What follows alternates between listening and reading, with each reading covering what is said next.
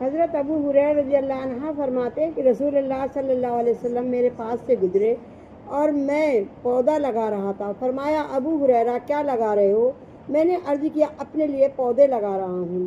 ارشاد فرمایا کیا میں تمہیں اس سے بہتر پودے نہ بتا دوں؟ سبحان اللہ و بحمدہ سبحان اللہ لا الہ الا اللہ اللہ اکبر کہنا. ان میں سے ہر کلمے کے بدلے میں تمہارے لیے جنت میں ایک درخت لگا دیا جائے. سبحان اللہ. حضرت ابو ہریرہ رضی اللہ عنہ فرماتے ہیں کہ رسول اللہ صلی اللہ علیہ وسلم میرے پاس سے گزرے اور میں پودا لگا رہا تھا. فرمایا ابو ہریرہ کیا لگا رہے ہو؟ میں نے عرض کیا اپنے لیے پودے لگا رہا ہوں. ارشاد فرمایا کیا میں تمہیں اس سے بہتر پودے نہ بتا دوں؟ سبحان اللہ الحمدللہ لا الہ الا اللہ اللہ اکبر کہنا. اس میں سے ہر کلمے کے بدلے تمہارے لیے جنت میں ایک درخت لگا دیا جائے گا. سبحان اللہ. حضرت ابو ہریرہ رضی اللہ عنہ روایت کرتے ہیں کہ رسول اللہ صلی اللہ علیہ وسلم ہمارے پاس تشریف لائے اور ارشاد فرمایا دیکھو اپنے بچاؤ کے لیے ڈھال لے لو. صحابہ رضی اللہ عنہ نے پوچھا یا رسول اللہ صلی اللہ علیہ وسلم کیا کوئی دشمن آ گیا؟ ارشاد فرمایا جہنم کی آگ سے بچاؤ کے لیے ڈھال لے لو. سبحان اللہ الحمدللہ لا الہ الا اللہ اللہ اکبر کہا کرو کیونکہ یہ کلمات قیامت کے دن اپنے کہنے والوں کے آگے پیچھے دائیں بائیں سے آئیں گے اور اس کو نجات دلانے والے ہوں گے. اور یہی وہ نیک اعمال ہے جن کا ثواب ہمیشہ ملتا رہے گا. حدیث شریف کے جملے کے یہ کلمات اپنے پڑھنے والوں کے آگے سے آئیں گے کا مطلب یہ ہے کہ قیامت کے دن یہ کلمے آگے بڑھ کر اپنے پڑھنے والوں کی سفارش کریں گے. اور دائیں بائیں پیچھے سے آنے کا مطلب یہ ہے کہ اپنے پڑھنے والوں کے عذاب سے حفاظت کریں گے. حضرت انس رضی اللہ عنہ روایت کرتے ہیں کہ رسول اللہ صلی اللہ علیہ وسلم نے ارشاد فرمایا سبحان اللہ الحمدللہ لا الہ الا اللہ اللہ اکبر کہنے کی وجہ سے گناہ ایسے جھڑتے ہیں جیسے سردی میں درخت سے پتے جھڑتے ہیں. حضرت عمران بن حسین رضی اللہ عنہما روایت کرتے ہیں رسول اللہ صلی اللہ علیہ وسلم نے ارشاد فرمایا کیا تم میں سے کوئی شخص ہر روز احد پہاڑ کے برابر عمل نہیں کر سکتا؟ صحابہ رضی اللہ عنہ نے عرض کیا یا رسول اللہ صلی اللہ علیہ وسلم احد پہاڑ کے برابر کون عمل کر سکتا ہے؟ رسول اللہ صلی اللہ علیہ وسلم نے فرمایا تم میں سے ہر ایک کر سکتا ہے. صحابہ رضی اللہ عنہ نے عرض کیا یا رسول اللہ صلی اللہ علیہ وسلم وہ کون سا عمل ہے؟ ارشاد فرمایا سبحان اللہ کا ثواب احد پہاڑ سے بڑا ہے. الحمدللہ کا ثواب احد سے بڑا ہے. لا الہ الا اللہ کا ثواب احد سے بڑا ہے. اور اللہ اکبر کا ثواب احد سے بڑا ہے. اتنا چھوٹا سا کلمہ اور اتنا. حضرت ابو ہریرہ رضی اللہ عنہ روایت کرتے ہیں کہ رسول اللہ صلی اللہ علیہ وسلم نے ارشاد فرمایا جب تم جنت کے باغوں پہ گزرو تو خوب چرو. میں نے عرض کیا یا رسول اللہ صلی اللہ علیہ وسلم جنت کے باغ کیا ہیں؟ ارشاد فرمایا مسجدیں. میں نے عرض کیا یا رسول اللہ چرنے سے کیا مراد ہے؟ ارشاد فرمایا سبحان اللہ الحمدللہ لا الہ الا اللہ اللہ اکبر کا پڑھنا. حضرت ابو ہریرہ رضی اللہ اور حضرت ابو سعید خدری رضی اللہ عنہما روایت کرتے ہیں کہ رسول اللہ صلی اللہ علیہ وسلم نے ارشاد فرمایا اللہ تعالیٰ نے اپنے کلام میں 4 کلمے چنے ہیں سبحان اللہ الحمدللہ لا الہ الا اللہ اللہ اکبر. جو شخص ایک مرتبہ سبحان اللہ کہتا ہے اس کے لیے 20 نیکیاں لکھ دی جاتی ہیں, اس کی 20 برائیاں مٹا دی جاتی ہیں. جو شخص اللہ اکبر کہے اس کے لیے بھی یہی اجر ہے. جو شخص لا الہ الا اللہ کہے اس کے لیے بھی یہی اجر ہے.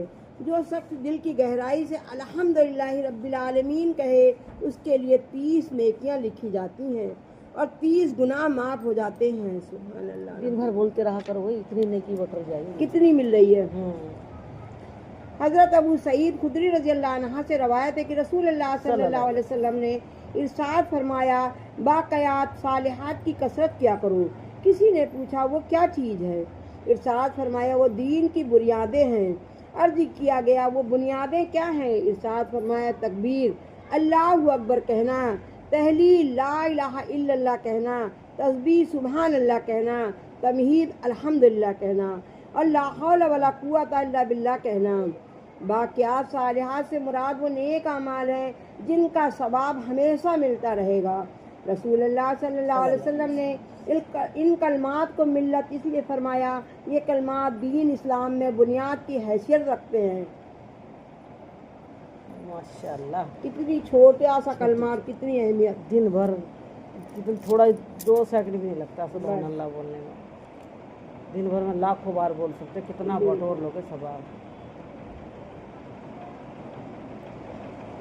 हजरत आयशा रज़ी अल्लाह अन्हा रवायत करती हैं कि नबी करीम सल्लल्लाहु अलैहि वसल्लम ने इरशाद फरमाया, जिस मैयत पर मुसलमानों की एक बड़ी जमात नमाज पढ़े जिनकी तादाद 100 तक पहुंच जाए, वो सब अल्लाह ताला से उस मैयत के लिए सिफारिश करेंगे। सुभान अल्लाह, यानी मग़फ़िरत और रहमत की दुआ करेंगे तो उनकी सिफारिश ज़रूर कबूल होगी। सुभान अल्लाह। हजरत आयशा रज़ी अल्लाह अन्हा रवायत करती हैं, नबी करीम सल्लल्लाहु अलैहि वसल्लम ने इरशाद फरमाया, जिस मैयत पर मुसलमानों की एक बड़ी जमात नमाज पढ़े जिनकी तादाद 100 तक पहुंच जाए, वो सब अल्लाह ताला से इस मैयत के लिए सिफारिश करेंगे, यानी मग़फ़िरत व रहमत की दुआ करेंगे तो उनकी सिफारिश ज़रूर कबूल होगी। सुभान अल्लाह।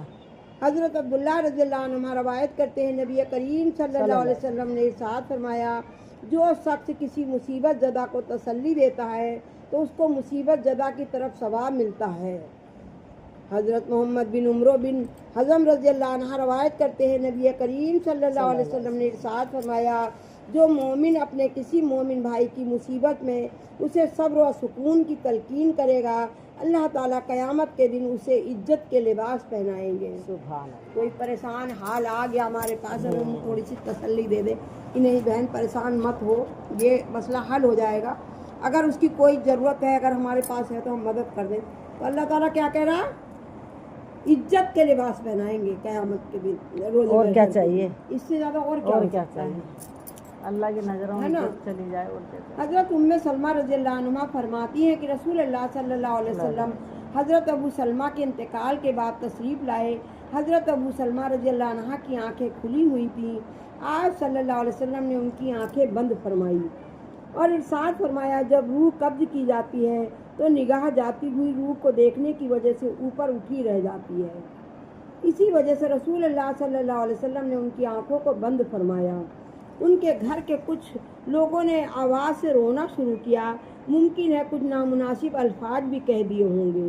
तो आप सल्लल्लाहु अलैहि वसल्लम ने इरशाद फरमाया, तुम अपने लिए सिर्फ खैर की दुआ करो क्योंकि फरिश्ते तुम्हारी दुआ पर आमीन कहते हैं। फिर आप सल्लल्लाहु अलैहि वसल्लम ने दुआ फरमाई। हज़रत उम्मे सलमा रज़ियल्लाहु अन्हा फरमाती हैं कि रसूलुल्लाह सल्लल्लाहु अलैहि वसल्लम ने हज़रत अबू सलमा के इंतकाल के बाद तशरीफ़ लाए। हज़रत अबू सलमा रज़ियल्लाहु अन्हा की आंखें खुली हुई थीं। आप सल्लल्लाहु अलैहि वसल्लम ने उनकी आंखें बंद फरमाई और इरशाद फरमाया, जब रूह कब्ज़ की जाती है तो निगाह जाती हुई रूह को देखने की वजह से ऊपर उठी रह जाती है। इसी वजह से रसूलुल्लाह सल्लल्लाहु अलैहि वसल्लम ने उनकी आंखों को बंद फरमाया। उनके घर के कुछ लोगों ने आवाज़ से रोना शुरू कर दिया, मुमकिन है कुछ नामुनासिब अल्फाज भी कह दिए हों। तो आप सल्लल्लाहु अलैहि वसल्लम ने इरशाद फरमाया, तुम अपने लिए सिर्फ खैर की दुआ करो क्योंकि फरिश्ते तुम्हारी दुआ पर आमीन कहते हैं। फिर आप सल्लल्लाहु अलैहि वसल्लम ने भी दुआ फरमाई, ऐ अल्लाह अबू सलमा की मग़फ़िरत फरमा दीजिए और हिदायत याफ्ता लोगों में शामिल फरमाकर उनका दर्जा बुलंद फरमा दीजिए। उनके बाद उनके पीछे रहने वालों की निगहबानी फरमाइए। रब्बुल आलमीन हमारी इनकी मग़फ़िरत फरमा दीजिए, उनकी कब्र को कुसादा फरमा दीजिए और उनकी कब्र को रोशन फरमा दीजिए। जब कोई शख्स किसी दूसरे मुसलमान के लिए दुआ पढ़े, ला इब्नी सलामता की जगह मरने वाले का नाम ले तो नाम से पहले जेर वाला लाम लगा दे। हज़रत अबू दरदा रज़ियल्लाहु अन्हु फरमाते हैं कि रसूलुल्लाह सल्लल्लाहु अलैहि वसल्लम ने इरशाद फरमाते थे, मुसलमान की दुआ अपने मुसलमान भाई के लिए पीठ पीछे कबूल होती है। दुआ करने वाले के सर की जानिब एक फरिश्ता मुकर्रर है। जब भी ये दुआ करने वाला अपने भाई के लिए भलाई की दुआ करता है तो उस पर वो फरिश्ता आमीन कहता है। सुभान अल्लाह। दुआ करने वाले से कहता है, अल्लाह ताला तुम्हें भी इस जैसी भलाई दे जो तुमने अपने भाई के लिए मांगी है। हज़रत अनस रज़ियल्लाहु से रवायत है कि नबी करीम सल्लल्लाहु अलैहि वसल्लम ने इरशाद फरमाया, तुम में से कोई शख्स उस वक्त तक कामिल ईमान वाला नहीं हो सकता जब तक कि अपने मुसलमान भाई के लिए वही पसंद ना करे जो अपने लिए पसंद करता हो। آج کل تو ہمارا ہوا ہے کہ اگر ہمیں کسی کو دینا بھی ہے ایک سوٹ تو سوچیں گے جو ہم سے بیکار ہے ہمیں نہیں پسند آ رہا اسے دے دیں، جو کسی کو نہ پسند آ رہا وہی دے دو. ہاں یہی کر رہے ہیں. ہے نا، یہی ہے نا بھائی. پہلی بات تو اللہ ہمیں اتنی نوبت نہیں دے رہا ہے. اچھا نوبت رمضان میں ایک بار سوچتے بھی ہیں تو وہ بھی سوچیں گے کہ مطلب یہ ہمیں اچھا نہیں لگ رہا، یہ اسے دے دو. اور اللہ کیا کہہ رہا ہے کہ وہی پسند کرو جو تمہیں پسند ہے. حضرت خالد بن عبداللہ قصری رحمۃ اللہ علیہ اپنے والد سے اور اپنے دادا سے نقل کرتے ہیں کہ ان سے رسول اللہ صلی اللہ علیہ وسلم نے دریافت فرمایا کیا تم کو جنت پسند ہے، یعنی کیا تم جنت میں جانا پسند کرتے ہو؟ میں نے عرض کیا جی ہاں. ارشاد فرمایا اپنے بھائی کے لیے بھی وہی پسند کرو جو اپنے لیے پسند کرتے ہو. حضرت ابو ہریرہ رضی اللہ عنہ سے روایت ہے کہ رسول اللہ صلی اللہ علیہ وسلم نے ارشاد فرمایا بے شک دین خلوص وفاداری کا نام ہے، بے شک دین خلوص اور وفاداری کا نام ہے، بے شک دین و خلوص وفاداری کا نام ہے. صحابہ رضی اللہ عنہ نے عرض کیا یا رسول اللہ صلی اللہ علیہ وسلم کس کے ساتھ خلوص اور وفاداری؟ ارشاد فرمایا اللہ تعالیٰ کے ساتھ، اللہ تعالیٰ کے رسول کے ساتھ، اللہ تعالیٰ کی کتاب کے ساتھ اور مسلمانوں کے حاکموں کے ساتھ اور ان کے عوام کے ساتھ. اللہ تعالیٰ کے ساتھ خلوص اور وفاداری کا مطلب یہ ہے کہ ان پر ایمان لایا جائے، ان کے ساتھ انتہائی محبت کی جائے، ان سے ڈرا جائے اور ان کی اطاعت و عبادت کی جائے اور ان کے ساتھ کسی کو شریک نہ کیا جائے. اللہ تعالیٰ کی کتاب کے ساتھ وفاداری یہ ہے کہ اس پر ایمان لایا جائے اور اس کی عظمت کا حق ادا کیا جائے، اس کا علم حاصل کیا جائے، اس کا علم پھیلایا جائے اور اس پر عمل کیا جائے. رسول اللہ صلی اللہ علیہ وسلم کے ساتھ خلوص اور وفاداری یہ ہے کہ ان کی تصدیق کی جائے، ان کی تعظیم کی جائے اور ان سے اور ان کی سنتوں سے محبت کی جائے اور دل و جان سے ان کی اتباع میں اپنی نجات سمجھی جائے. انشاءاللہ. مسلمانوں کے حاکموں کے ساتھ خلوص وفاداری یہ ہے کہ ان کی ذمہ داریوں کی ادائیگی میں ان کی مدد کی جائے، ان کے ساتھ اچھا گمان رکھا جائے، ان سے کوئی غلطی ہوتی نظر آئے تو بہتر طریقہ اس کی اصلاح کی کوشش کی جائے، ان کو اچھے مشورے دیے جائیں اور جائز کاموں میں ان کی بات مانی جائے. عام مسلمانوں کے ساتھ خلوص اور وفاداری یہ ہے کہ ان کی ہمدردی، خیر خواہی کا پورا خیال رکھا جائے جس میں ان کو دین کی طرف متوجہ کرنا بھی شامل ہے. ان کا نفع اپنا نفع اور ان کا نقصان اپنا نقصان سمجھا جائے، جتنا ممکن ہو ان کی مدد کی جائے اور ان کے حقوق کو ادا کیا جائے. انشاءاللہ.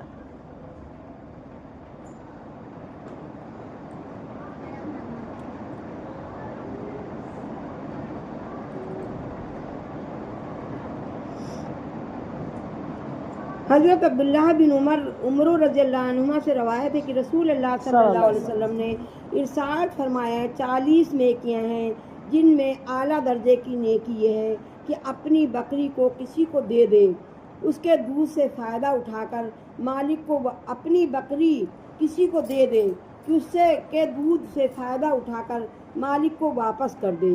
پھر جو شخص ان میں سے کسی بات پر بھی اس عمل کے ثواب کی امید میں اور اس پر جو اللہ تعالیٰ کا وعدہ ہے اس پر یقین کے ساتھ عمل کرے، اللہ تعالیٰ اس کی وجہ سے اس کو جنت میں داخل فرمائیں گے. سبحان اللہ الحمدللہ.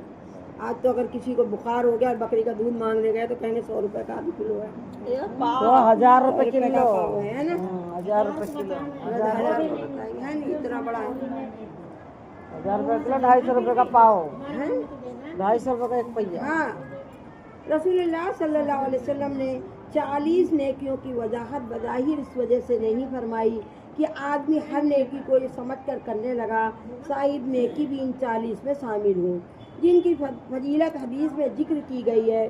مقصود یہ ہے کہ انسان ہر عمل کو ایمان اور احتساب کی صفت کے ساتھ کرے، یعنی اس پر اللہ تعالیٰ کے وعدوں کا یقین رکھتے ہوئے اور اس پر عمل کرے. بتائے گئے فضائل کو دھیان کے ساتھ کرے.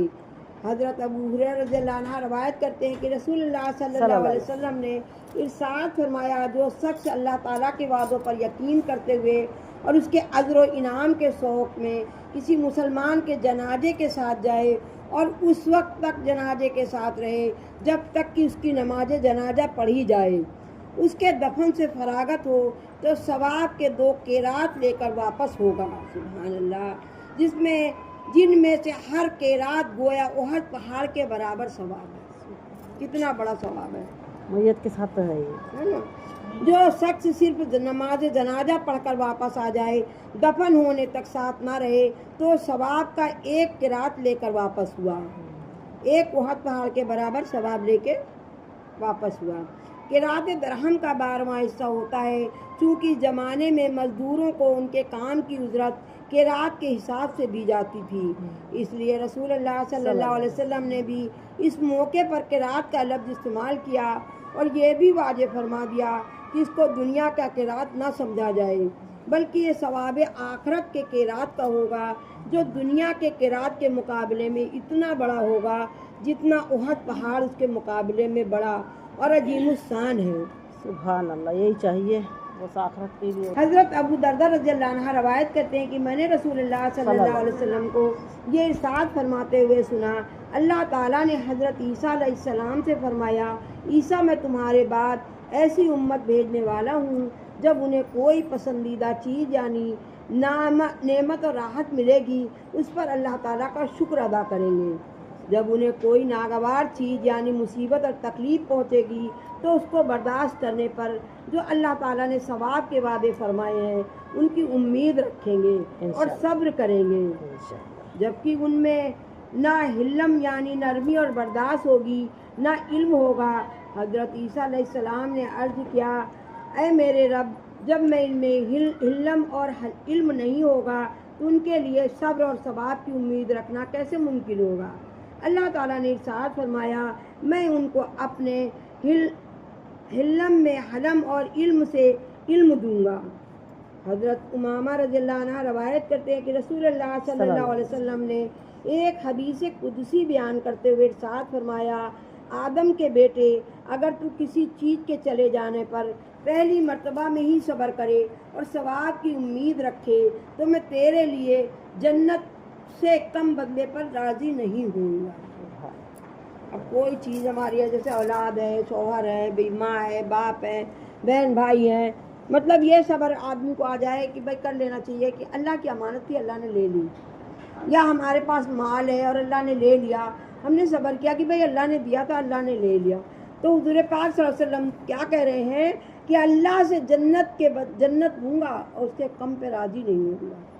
تو اگر ہم صبر سے کام لے لیں تو کتنا بڑا ہے، مگر آج ہم بہنوں کے اندر کہاں اتنا مالدہ ہے، چلا چلی ہو رہی ہے، بیان ہو رہے ہیں، بہت بیان. دنیا کی دولت اگر چلی جاتی ہے تو ہم اس پہ اتنا مر مٹنے کے لیے تیار ہو جاتے ہیں. حضرت ابو امامہ رضی اللہ عنہ روایت کرتے ہیں کہ رسول اللہ صلی اللہ علیہ وسلم نے ایک حدیث قدسی میں بیان کرتے ہیں، ارشاد فرمایا، آدم کے بیٹے، اگر تو کسی چیز کے چلے جانے پر پہلی مرتبہ میں ہی صبر کرے اور ثواب کی امید رکھے تو میں تیرے لیے جنت سے کم بدلے پر راضی نہیں ہوں گا. سبحان اللہ. حضرت ابو مسعود رضی اللہ عنہ روایت کرتے ہیں، رسول اللہ صلی اللہ علیہ وسلم نے ارشاد فرمایا، جب آدمی اپنے گھر والوں پر ثواب کی نیت سے خرچ کرتا ہے تو اس خرچ کرنے سے اس کو صدقے کا ثواب ملتا ہے.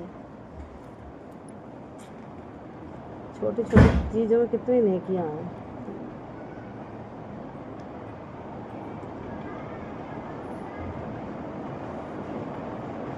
حضرت ابن عباس رضی اللہ عنہما فرماتے ہیں کہ میں نے رسول اللہ صلی اللہ علیہ وسلم نے حضرت عبداللہ بن رواحہ رضی اللہ عنہ کو ایک جماعت میں بھیجا اور وہ جمعے کا دن تھا. حضرت عبداللہ بن رواحہ رضی اللہ عنہ کے ساتھی صبح روانہ ہو گئے. حضرت عبداللہ بن رواحہ رضی اللہ عنہ نے فرمایا، میں ٹھہر جاتا ہوں تاکہ رسول اللہ صلی اللہ علیہ وسلم کے ساتھ جمعے کی نماز پڑھ لوں، پھر اپنے ساتھیوں سے جا ملوں گا. جب انہوں نے رسول اللہ صلی اللہ علیہ وسلم کے ساتھ جمعے کی نماز پڑھی تو رسول اللہ صلی اللہ علیہ وسلم نے انہیں دیکھ کر فرمایا، تم نے اپنے ساتھیوں کے ساتھ صبح جانے سے کیوں ٹھہر گئے؟ انہوں نے عرض کیا، میں نے چاہا آپ کے ساتھ جمعہ پڑھ لوں، پھر ان سے جا ملوں گا. آپ صلی اللہ علیہ وسلم نے ارشاد فرمایا، اگر تم زمین میں جو کچھ ہے سب کا سب خرچ کر دو تو بھی صبح کے وقت جانے والے ساتھیوں کے برابر ثواب نہیں کر سکو گے. حضرت ابو ہریرہ رضی اللہ عنہ فرماتے ہیں کہ رسول اللہ صلی اللہ علیہ وسلم نے ایک جماعت کو اللہ کے راستے میں جانے کا حکم دیا۔ انہوں نے عرض کیا یا رسول اللہ صلی اللہ علیہ وسلم کیا ہم ابھی رات کو چلے جائیں یا ٹھہر کر صبح چلے جائیں؟ آپ صلی اللہ علیہ وسلم نے ارشاد فرمایا کیا تم میں یہ نہیں چاہتے ہو کہ تم جنت کے باغوں میں سے ایک باغ میں یہ رات گزارو؟ یعنی اللہ تعالیٰ کے راستے میں رات گزارنا جنت کے باغ میں رات گزارنا ہے۔ سبحان اللہ۔ کتنا بڑا ہے۔ حضرت ابن مسعود رضی اللہ عنہ فرماتے ہیں کہ ایک شخص نے رسول اللہ صلی اللہ علیہ وسلم سے سوال کیا کون سا عمل سب سے اچھا ہے؟ آپ صلی اللہ علیہ وسلم نے ارشاد فرمایا وقت پر نماز پڑھنا اور والدین کے ساتھ اچھا سلوک کرنا، پھر اللہ تعالیٰ کے راستے میں جہاد کرنا۔ حضرت ابو امامہ رضی اللہ عنہ سے روایت ہے کہ رسول اللہ صلی اللہ علیہ وسلم نے ارشاد فرمایا 3 شخص ایسے ہیں جو اللہ تعالیٰ کی ذمہ داری میں ہیں، اگر زندہ رہیں گے تو انہیں روزی دی جائے گی اور ان کے کاموں میں مدد کی جائے گی، اگر انہیں موت آ گئی تو اللہ تعالیٰ انہیں جنت میں داخل فرمائیں گے۔ ایک وہ جو اپنے گھر میں داخل ہو کر سلام کرے، دوسرا وہ جو مسجد جائے، تیسرا وہ جو اللہ تعالیٰ کے راستے میں نکلے۔ 3 کام ہے کہ